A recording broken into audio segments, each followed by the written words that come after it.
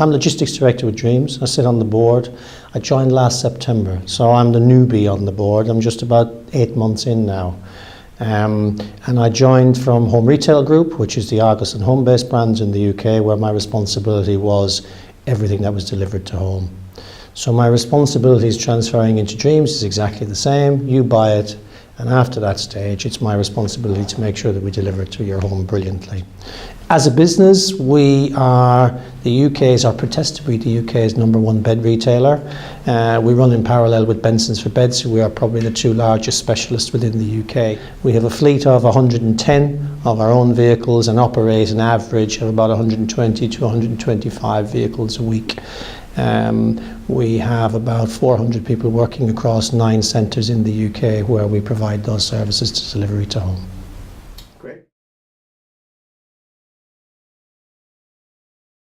I think it's a wonderful question, and it's interesting. Even over lunch today, we were talking about exactly the same. There's a volume factor inside in here. There are many, many players who are trying to get into the delivery market, but there's quite an interesting mix within the UK where you've got retailers like Primark, Aldi, Lidl, who are not doing e-fulfillment into home because actually against the cost base, it's absolutely huge. There are those that have been in it a long time, Argos. You've got John Lewis's who are new, relatively new, I guess, to the marketplace, and you've got a lot of people in the middle ground who are working. And the key to it really is that you've got to provide a brilliant service, and brilliant service comes at a cost. And I see it as my job to educate the people I work with, both above, beside and below me, to understand that the customer experience is absolutely critical. And I guess the tipping point in volume, which we've assessed and I've assessed over a number of years, is our view of the UK is that if you are doing above 200,000 deliveries in 2-man per annum, you're too big for somebody else to do it in a shared user network, and you've got to invest. And I think if you look therefore at the supermarkets, they've tended to keep their volume in 2-man below that because the cost is exponential when you have to invest in infrastructure to be able to support it. And the big thing that's impacting profitability, which is going to come onto the table for 2-man, is charging. So the battleground in 1-man is free same day, free next day, time slots, and trying to charge people for the premium slots and give the standard for free. If you look at that in the space of 2-man delivery, with charges ranging from £8 to your doorstep, to 40 quid to your room, to £90 to assemble stuff, there's a big debate yet to be had about how you do it. I guess the other point I'd add to that is that some companies are afraid to talk about their service because it costs. There's no shame in selling a great service. People don't mind paying for great service. People resent paying for poor service. So I think the differentiation in there, so if you're going to charge for delivery, you've got to be upfront about what people are paying for, because it's okay to give them choices, as opposed to, oh, and by the way, there's a charge for that. We need to be transparent, and I think that's where the debate will move to.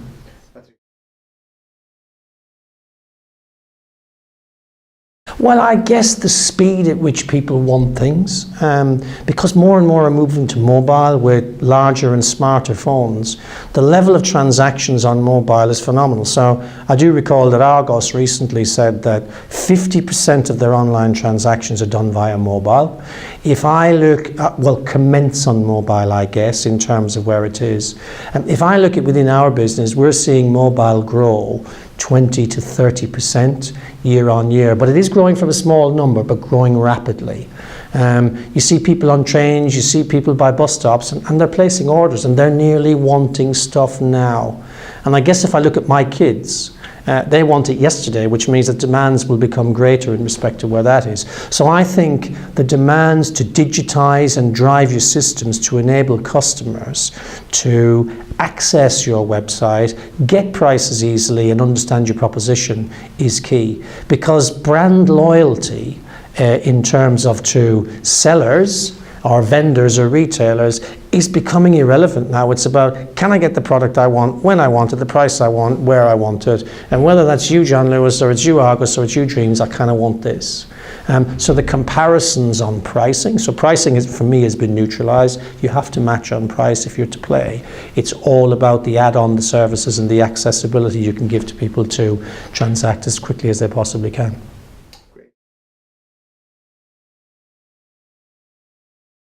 It's quite interesting because I was having a conversation with one of our transport managers this morning, and we use Paragon for all our home delivery fleet. So that's the 110 to 120 vehicles we have out in the day.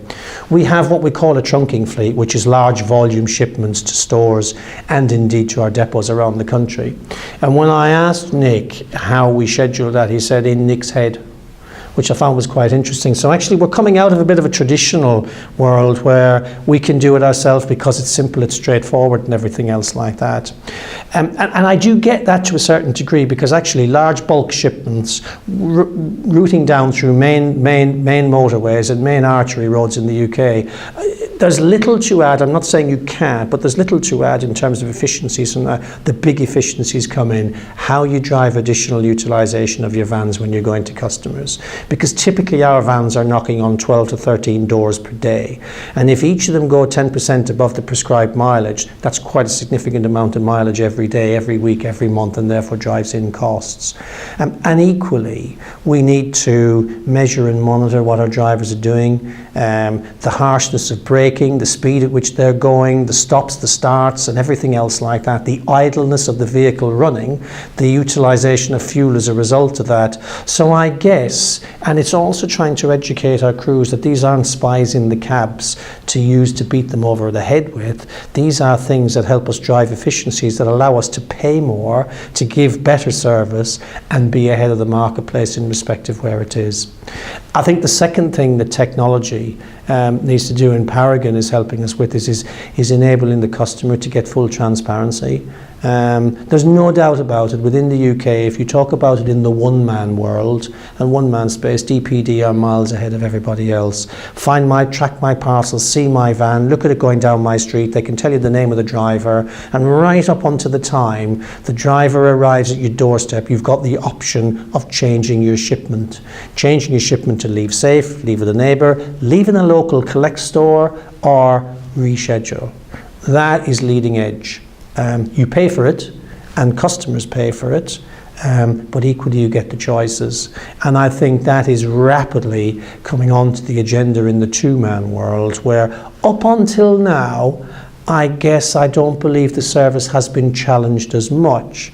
And therefore, to drive that service even more, we've got to adopt technology to make us efficient so we can afford to continue to improve on that service. Correct. So the home delivery solution we have been using since about 2007, 2008. FlexiPod's a new introduction for us. So again, I said I joined the business about 9 months ago. We've been doing everything on paper, and it works.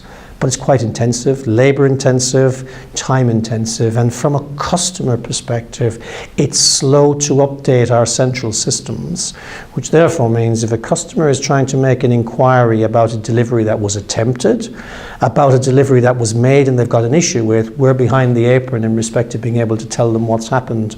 Paragon have a FlexiPod solution, which I have to honestly say we as a business tried to overcomplicate the introduction of it by, I guess, building the Rolls Royce, failing to recognize we actually had a perfectly well-made car that was ready for the motorway. So we switched on the standard car to put it on the motorway 7 weeks ago, and it's been a phenomenal success. So currently, 20% of all our customers are now receiving delivery via ePod, or FlexiPod as Paragon call it. What does that mean to customers yet? Very little, other than they don't get a piece of paper to sign, they sign on glass, and the receipt confirmation is automatically sent back into our centre. It's really about the future and what that can do for customers, because as we now plan to roll that out across our network, so we're now late May, by the end of August this year we would expect to have FlexiPod operating across all of our vehicles and vans, including any contractors that we will insource for short periods of time. That will then enable us to take it to phase 2, where we can give live track and trace to customers and also use it for dynamically updating customers when they've completed pre-delivery, delivery -1 to the other customers, so they know that we're 10 or 15 minutes away. And I think it will change the customer experience. And what that means for us as a business is it will drive down contacts into our contact center, and it will make customers more self-sufficient in enabling them to see what's happening with their order.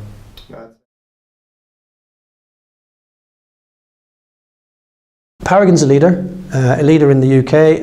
I've used Paragon in my last job when I was in Home Retail Group, and there's a number of reasons. It's actually they're up to the mark. Understanding clients is really important, providing good technology and being available. We have looked at other packages at various stages throughout my previous life and indeed current, and actually there's nobody comes next to Paragon, because the developments that they have done, and particularly in the delivery and home delivery space, makes them a preferred option. And I think the thing that really shows through for me is that relatively speaking, you would describe Paragon as a small company. As a consumer and user of their software, I've never felt that. So the availability of resource and people to help us drive, like FlexiPod, like any other changes we would plan to do, because they're available, makes them a number one choice for me.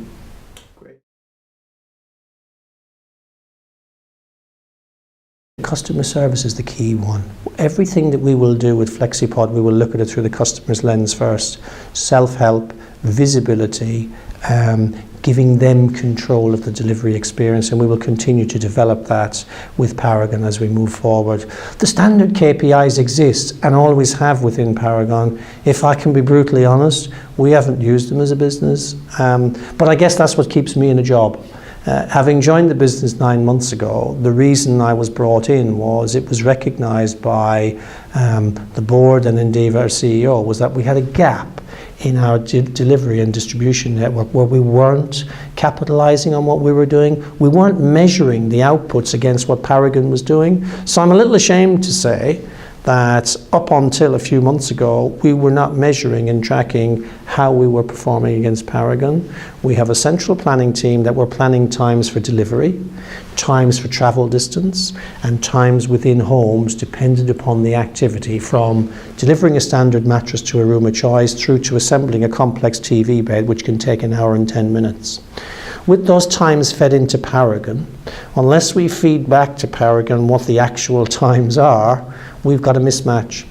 And that's been the case. So we've started to bridge the gap on that.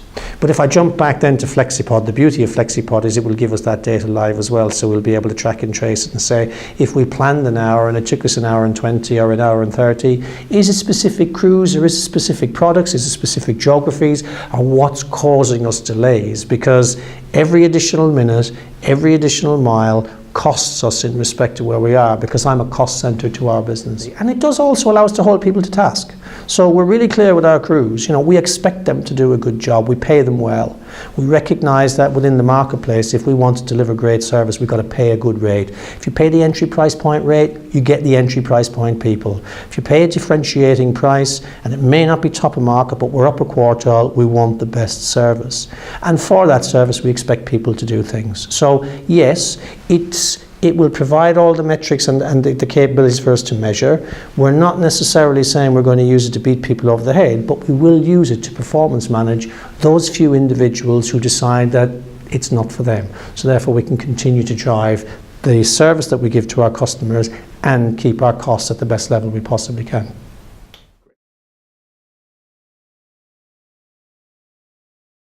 If I look at the UK market in two-man delivery, the consensus is there's between 28 and 30 million deliveries effected a year to home in two-man space. The leaders, Argos, John Lewis's and Dixon's Carphone, probably account for 30% of all of those deliveries. Then there are a number of us in the space of doing 500,000 deliveries each, where we've all got our own dedicated networks. That costs us. At some stage, the more growth we see, the more consolidation, cooperation we will see, as we've seen happen in food networks, where before it was the forbidden fruit for Tesco's and Asda to share the same supplier delivering into their stores because they never associated. Whereas actually the green agenda, the cost agenda, and the fact that does it really matter if I'm still getting my products into my stores in the same way, I think that's going to have an impact, because the affordability of it and the driver of cost savings and yet maintaining good customer experience will be there. If I look at it through the lens of dreams, there's a whole host of opportunity. We deliver beds, and we deliver mattresses, and we deliver bed frames. There are a host of other businesses that are delivering products that are also for the bedroom. What's to say that you couldn't, and this is me hypothetically speaking, that you couldn't look at delivering the bedroom and therefore combining resources with other companies where we could provide the service for them and actively broker a great service and charge for it and therefore make money from it. I think the third thing that we've got to look at is there's a bit of a, how big is this going to grow? So, and I use it as example, in Dreams, our e-commerce sales are about 15% of all of our sales. We're trying to guesstimate how far that will grow.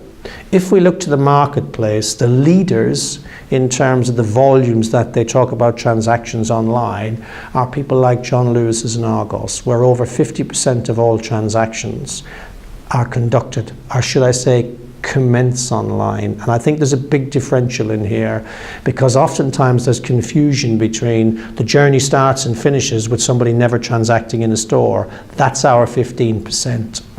In the Argos and John Lewis world, in truth, it's about 20 to 25%, because the other 25 to 30% actually is click and collect, where they start online but they finish the chore.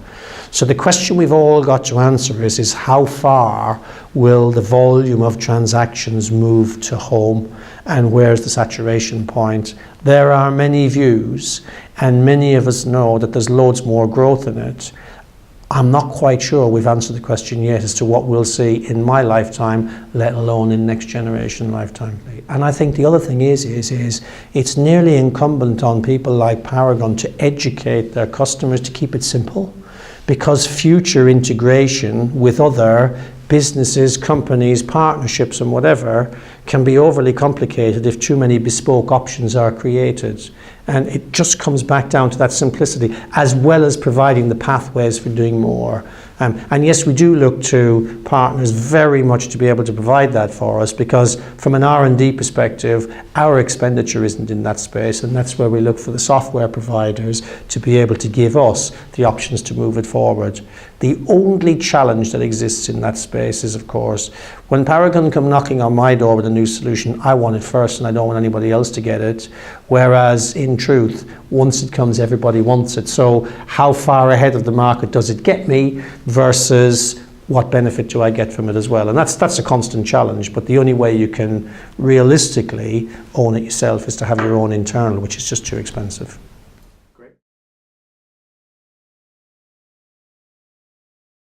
I think it's a great question, and it nearly comes back to the discussion we had earlier in relation to FlexiPod in terms of how you do it. My viewpoint has always been try vanilla first. So take what's working and see how easily you can integrate that into your business. Experience tells me that when you take something that works and you try and customize it at the start, you end up with this monster or Goliath that actually doesn't always work and you're not sure of where it is. Whereas if you take the building blocks and you build slowly upon something, you can get there. That would be the first. The second is you've got to be really clear about what it is you want your customer experience to be. And if you start with the customer and you work your way back, then you can translate it through to your costs. Many businesses start with, well, actually, what's it going to cost me, and therefore what can I offer? You have to start with the customer in mind and say, what does a great experience look like for a customer? And work your way back and nearly backwards from the bedroom back to the supplier, and understand all the transactions and movements you have of a product to deliver it. pull them together, and then you've got a framework in which to try and do it. And whilst you may not necessarily be able to start with the standard that you ultimately want to do, again, you can come back to vanilla as long as you're clear with your customer what they can expect, when they can expect it, they'll be happy. Because the one thing customers continually tell us, and they've told me in my previous life in Argos, I tell myself it every single time, it's all about conditioning. So tell me when you're going to come, and come when you say you are. Because there's nothing annoys me more than I take a day off, a morning off, or waiting for you, and you don't turn up. So the commitment is more about, it's less about speed and more about certainty. So be certain that when you're telling me you're going to do something, you're going to do it. And I think that's where the starting point comes from.